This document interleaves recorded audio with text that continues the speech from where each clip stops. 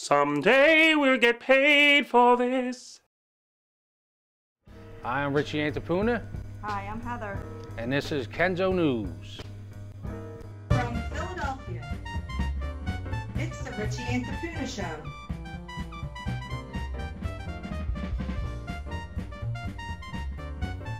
So what stories do you have for us today, Rich? Well, friends and family celebrated the life of Elaine Goldberg during a benefit on Saturday.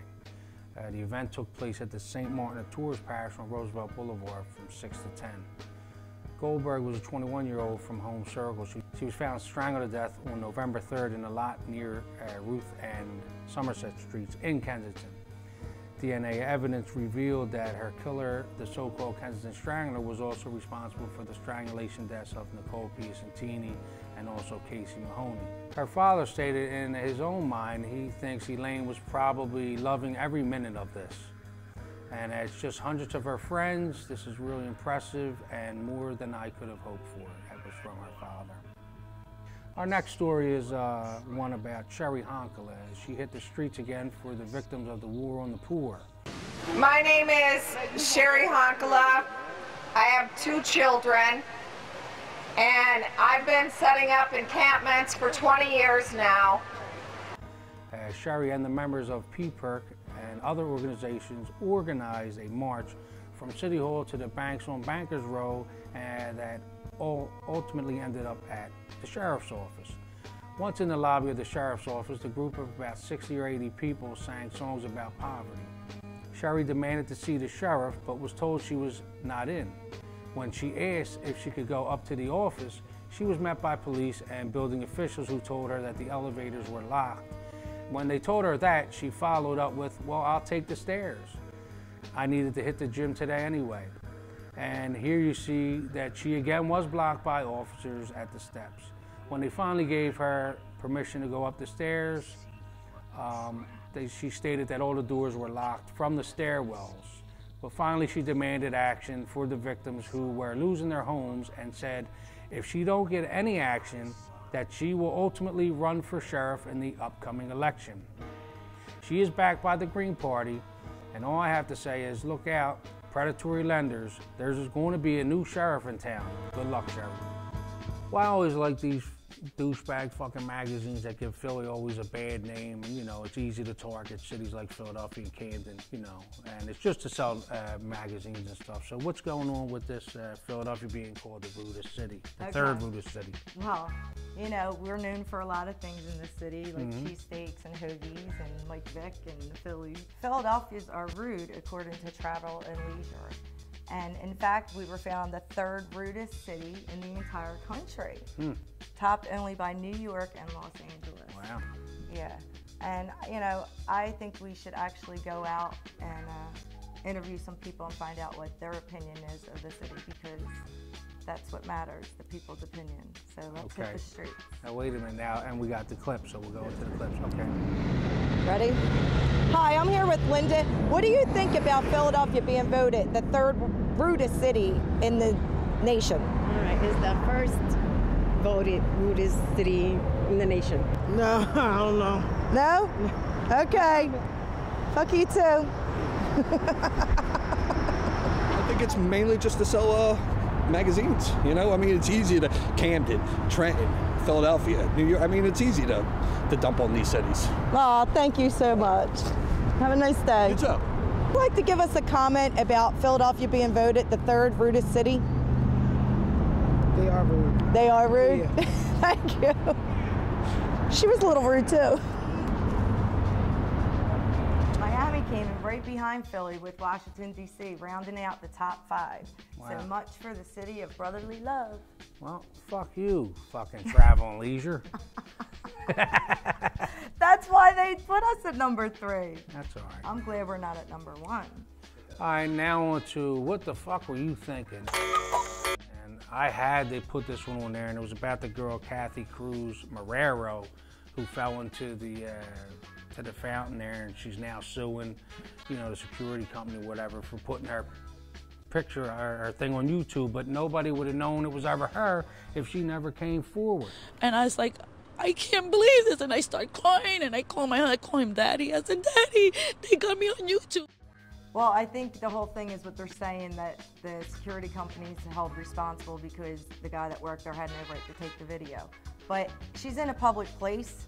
If somebody gets in their this hands day on and age, something in a everybody public has a place, camera. I mean, everybody. and if she can't laugh at that, then something's wrong with her anyway. What because the that fuck is were you hysterical. thinking? Also in this, what the fuck were you thinking? This guy, Richard Zangaria, South Philadelphia, he called up and, was threatening the roundhouse officials and also the district attorney, saying he had a bomb in his truck and all, and he was arrested, but ultimately he was kicked out of, he's not allowed back into the city without permission. He got kicked Now out of the city. Yeah, that's funny because, that part of it's funny, but here's the thing, what the fuck were you thinking? He called from his own phone. He didn't block his number, he didn't call from a payphone, he called from his own phone over 60-something times or something like that. He should have used a friend's phone or something. Or, But, people have threatened me like that and they didn't get thrown out of the city. Well, here's what he said in a couple of them. He said, yes, hello, I'm down here in Philadelphia, and guess what? I got a van standing by with Semtex and barrels of explosives to blow up Philadelphia Police Headquarters sky high. He's not. He must have been off his medication. Obviously, you don't do that. Yeah, well, now on the Kenzo Family Fun Day. Yeah, well, we always like to do things on the weekends with the kids. So there's a place called Kicks and Giggles Attractions. It's a place for kids to run and play. They have a wrap-around gym, rock wall, and they have like a soft play area for babies and toddlers, and an outside seating area. It's up on Old Bustleton Avenue at 9356. Will they allow Kenzos up there? Yeah, they're allowed in. Just, try to act like one of those people for a couple hours with your kids. You said it, I didn't. One of those people. I don't know what that means. Those. Other things going on is the Please Touch Museum, which is located at Memorial Hall in Fairmount Park, 4231 Avenue of the Republic. And what is that, a GPS? Yeah, they have another address. I'm not going to go through all that fucking bullshit. Listen, I'm going to put the website up there. You can go there and look at all that. All right. If you want to do something, you do. Go ahead then. Say it like you want to say it then. Don't read my stuff. I'm not writing it no more. You write it. All right, so go to their websites, pleasetouchmuseum.org. Do you remember the original one in the gallery? No. It was, as soon as you came up the thing and turned, it Sounds was like right a nice there. story. You went in there, and it was real small, and you just touched a couple. Wow. Whatever. You were at the other end of the gallery. I was jumping in fountains, stealing change. I know, I remember. Okay, so what else can we do on the weekend? Well, there's a spend the night at the National Constitution Center if you want to do that. It's a sleepover program for families and youth groups, schools, and community organizations geared toward children ages 6 to 13. It also includes fun activities throughout the night. Just go to the website there at www.theconstitutioncenter.org and make reservations because they are required. So what's going on in the community corner this week? Well, the Philadelphia Committee to End Homeless is a nonprofit organization, and I love those nonprofits. Mm-hmm. PCH works directly with the people who are homeless and people who are at high risk of becoming homeless. They have a day center at 802 North Broad Street, and it provides shelter, showers, clothes, use of phone, mail. They're open Monday through Friday, 6 to 9 for showers, and until 2:30 for all the other services. And one of the primary volunteer opportunities down there right now is to go out on the outreach program. And people walk around and they just offer services at the shelter and how to get food, clothes, showers, all that stuff. And so they teach you how to get food, clothes, and showers? They help you. Oh, okay. Help mostly men that are out there homeless right now. So if you would like to join in that, you can contact Elizabeth Calderola, 215-232-1822. Well, I have an announcement to make. We're trying to find a compatible date for Heather Barton. And if anyone's interested, they can contact me through email, richie.therichieantapunashow@gmail.com.